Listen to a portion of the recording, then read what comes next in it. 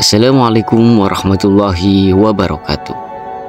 Membaca sholawat merupakan perintah dari baginda Nabi Agung Muhammad SAW dan juga diperintahkan Allah dalam Al-Quran. Membaca sholawat sebanyak mungkin untuk mengharap syafaat dari baginda Nabi Muhammad SAW.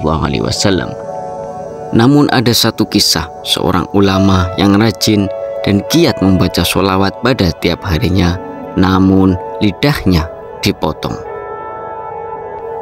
Lantas, kenapa hal ini bisa terjadi? Simak video ini sampai selesai.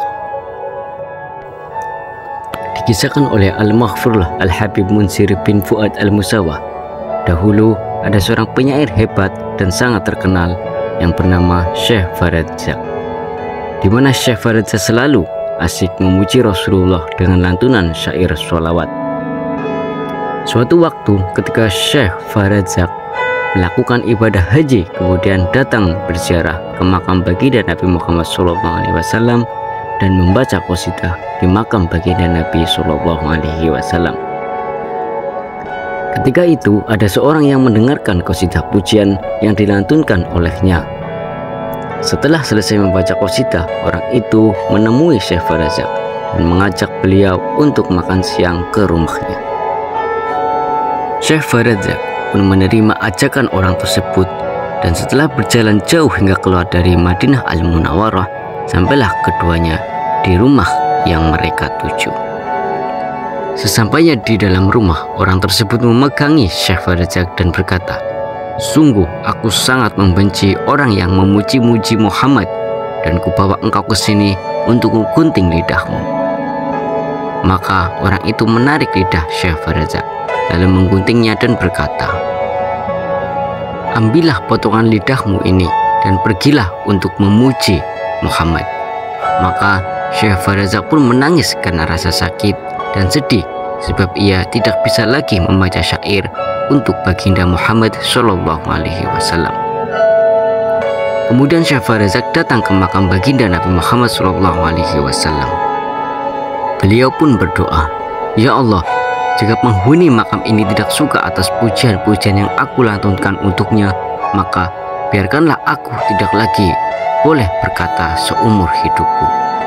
Karena aku tidak memerlukan lidah ini, kecuali hanya untuk memujimu dan nabimu. Namun jika engkau dan nabimu ridho, maka kembalikanlah lidahku ini ke mulutku seperti semula." Beliau terus menangis hingga tertidur dan bermimpi berjumpa dengan baginda Muhammad SAW. Rasulullah SAW berkata dalam mimpinya, "Aku suka mendengar pujian-pujianmu, berikanlah potongan lidahmu." Lalu baginda Rasulullah mengambil potongan lidah itu dan mengembalikannya pada tempat semula. Kemudian Syekh Faradza terbangun dari tidurnya. Beliau mendapati lidahnya telah kembali seperti sedia kala.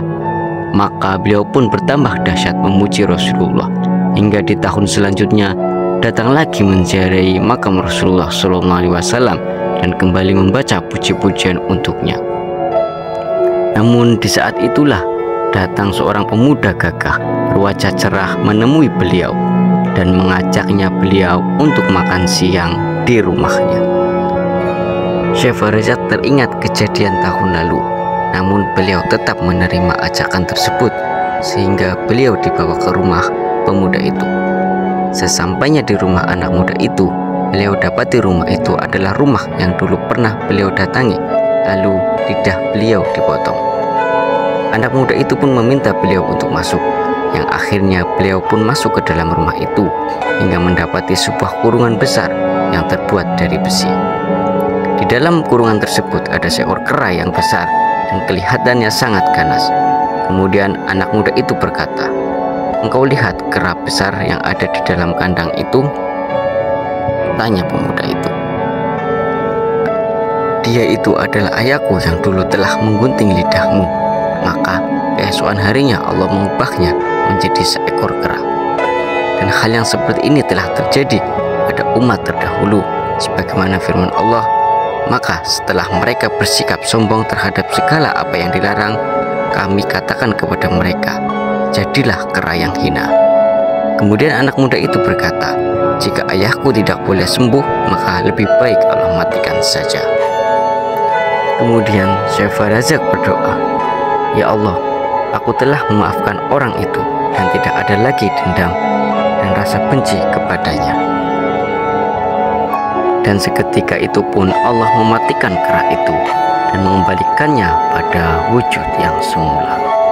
Demikianlah kisah seorang ulama yang dipotong lidahnya bukan karena kesalahannya, akan tetapi karena iri, dengki, dan kebencian seseorang terhadap Rasulullah SAW. Banyak hikmah yang dapat kita petik dari kisah dan kejadian tersebut. Wallahu a'lam bishawab. Wassalamualaikum warahmatullahi wabarakatuh.